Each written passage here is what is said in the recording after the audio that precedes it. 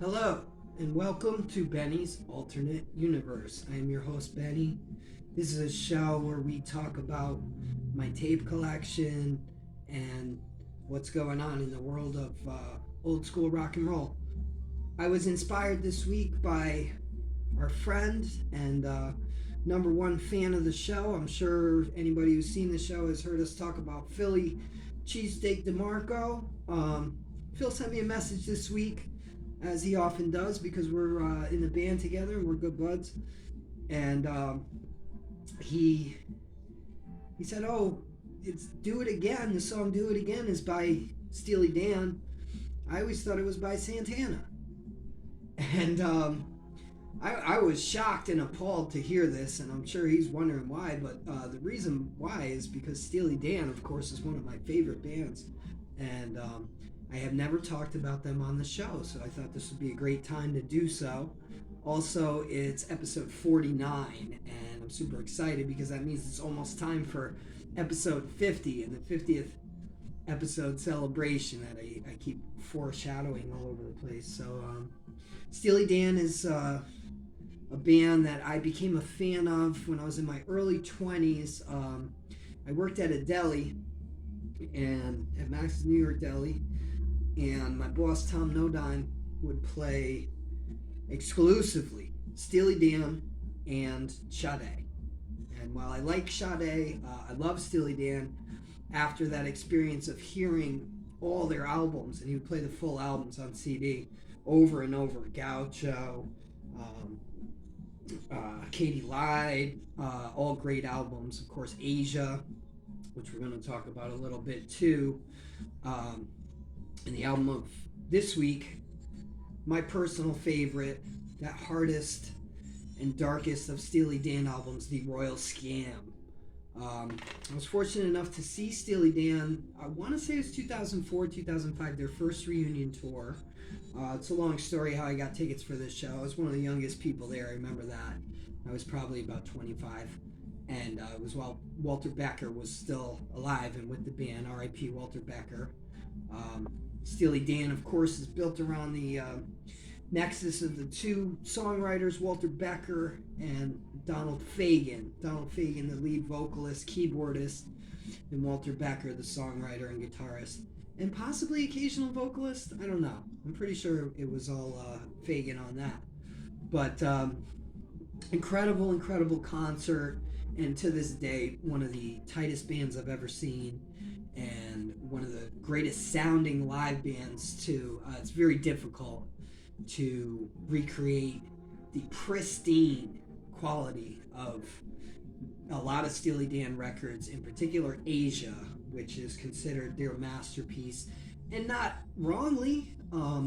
They definitely nailed everything that makes Steely Dan great on that album, but so much has been said about it that I feel like it does kind of overshadow the predecessor, The Royal Scam, which is such a fantastic album.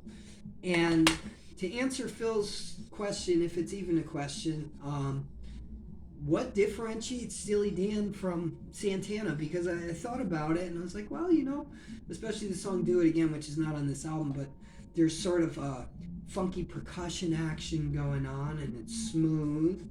And that was from the earlier years of Steely Dan. I forget what album that was on, but it might even be on their first album, Can't Buy a Thrill.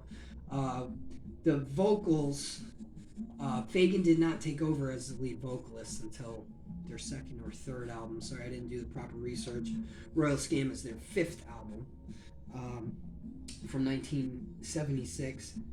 But what's different, and I understand that Santana probably is ESL lyricists, but Steely Dan had the very sophisticated, cryptic, and intriguing lyrics of Donald Fagen, which are just great. They're dark and sleazy, but they're wrapped up in such a smooth, sophisticated jazz um, peel, if you will, that a lot of times they just go right over the heads of the listeners. And repeated listening to Steely Dan, I started to latch onto the lyrics, and I was like, wow, Steely Dan is actually really weird, on top of being incredible musicians, and in my opinion, really the not the only but the best of jazz fusion, and the only really jazz fusion group that I listen to regularly. Respect to Weather Report,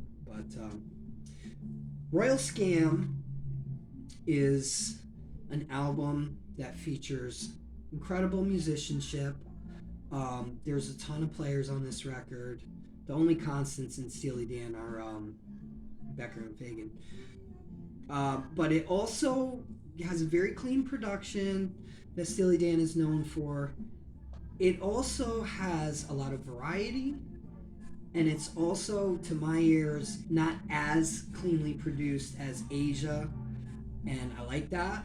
And also, there's some killer wild guitar work and drum work all over this album. Larry Carlton was the main guitarist featured on this album.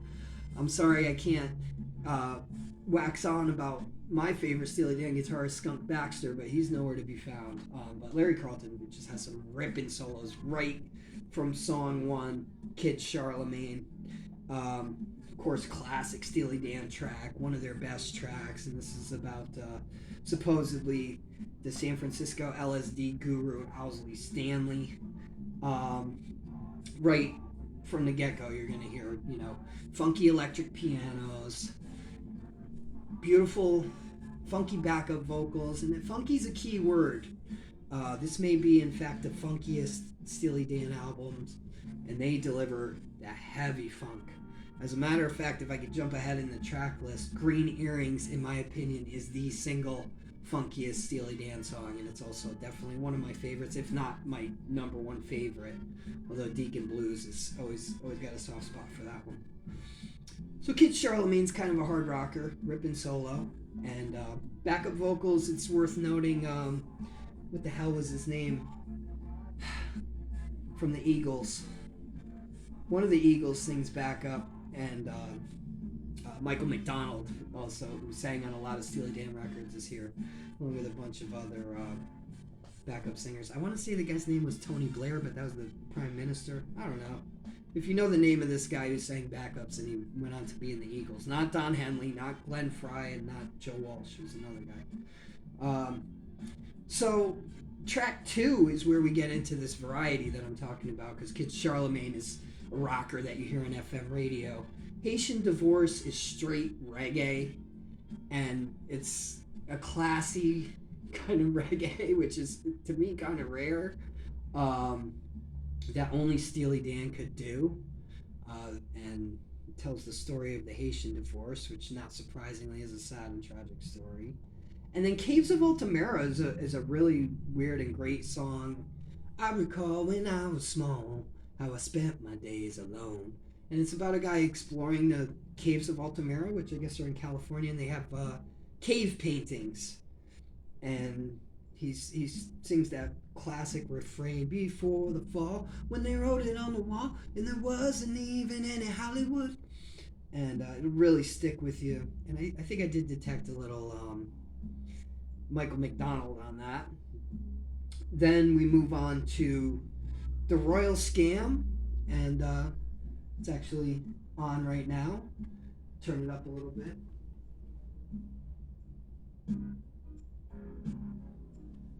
This is a great example of the incredible drumming on display here, and I know Bernard Purdy was one of the drummers. There are a number of different drummers throughout these sessions, all of them great. But I love this restraint that you hear. We're going back and forth between just a kick and a what do you call it, tambourine, and then just opening it up with all these cool tight fills. It's a great drum sound, and when the chorus comes in, which it will momentarily, it's all a big payoff when you feel the glory of the Royal Scam. What is the Royal Scam? I don't know. It's, the Dan is so. Also, if you're a true fan of Steely Dan, you call them the Dan. Here we go. Of the Royal Scam. See the glory of the Royal Scam. I don't know what the Royal Scam is, but you don't need to know. I know they came from the city of St. John without a dime. the Dan always has these weird references that sometimes you can sort them out, sometimes you can't. I'm sure the information is available as to what the song is about. But the next song inside 2 opener, The Fez, which has sort of a cool Moroccan flavor to go with the title, is about the importance of wearing a condom. So go The Fez. Now, green earrings, we talked about a little bit. The keyboards on this song, the bass line, is absolutely super funky in the best possible way. I love the crisp drum sound. I love that riff. And I remember when I saw Steely Dan, I was surrounded by middle-aged people who are the age I am now. And they were sitting and they were well dressed. You know, they had Polo Ralph Lauren. And when Steely Dan played Green Earrings, I just leaped out of my seat and started dancing my ass off. And it was a great time. Fantastic song. And as far as Steely Dan deep cuts, this is it. It's all about Green Earrings. If you haven't heard it, Phil, get your Royal Scam going, dude. Get your Green Earrings going and listen to the funk that is happening in this rhythm section. It will blow your mind. Everything you did is notable for having sort of a similar structure to the title track Royal Scam, with that spacious, dynamic that they then blow up in the chorus. Everybody knows Don't Take Me Alive. I think it's about a bank robbery. All I know is I crossed my old man. I got a case of dynamite. I can stay out here all night. I crossed my old man back in Oregon. Don't take me alive. Make of that what you will. And then Sign In Stranger is about some kind of, seems like some intergalactic flight to some weird world. Like, I picture like a Tatooine type situation. And that also is intriguing. So throughout Royal Scam, you're going to hear fantastic musicianship, particularly from the guitarists and drummers. Great hooks that stick to your brain. Ton of cool horns also. I just heard a muted horn solo coming in, and there's a couple of those, and there's a couple full horn sections. You're going to hear sick guitar work, like shockingly aggressive at times too, for such a smooth record. And to me, this is the best single collection of Steely Dan originals available. Although I do love Asia, maybe it's a bit played out. I do love Katie Lied. I do love Pretzel Logic. It's hard to go wrong with Steely Dan. I'd say their first album it's not fully fleshed out. Countdown to Ecstasy and Gaucho were not my favorite either, but definitely all great and all worth listening to, and I have heard all of them. The Steely Dan album cover, I don't know, looks like it could have been on Emerson, Lake and Palmer or Genesis. It's of its time. Could be on a Chicago album. Supposedly it was made for Van Morrison but never used, and then they added the man sleeping on the bench that somehow illustrates Royal Scam better. I know Becker and Fagan were not a fan of this cover, but they weren't a fan of much, they were hard to please. Love the crappy tiny reproduction for the cassette, and the only liner notes are produced by Gary Katz, which is significant because the production is amazing, and he went on to produce other Steely Dan albums, and I believe he produced albums before that. So there you have it in a nutshell. What is great about Royal Scam? Why is Steely Dan better than Santana? The lyrics, the arrangements, and the performances. Simple. Does it have flavor? It's Steely Dan. Does it have cool factor? This one's actually debatable. Steely Dan is cool as shit to me. To the world at large, I would say no. Well, it's a weird world out there. No, I don't think the consensus is that Steely Dan is cool as shit, so I'll hold back a troll. Performance, nobody in the world can play like Steely Dan.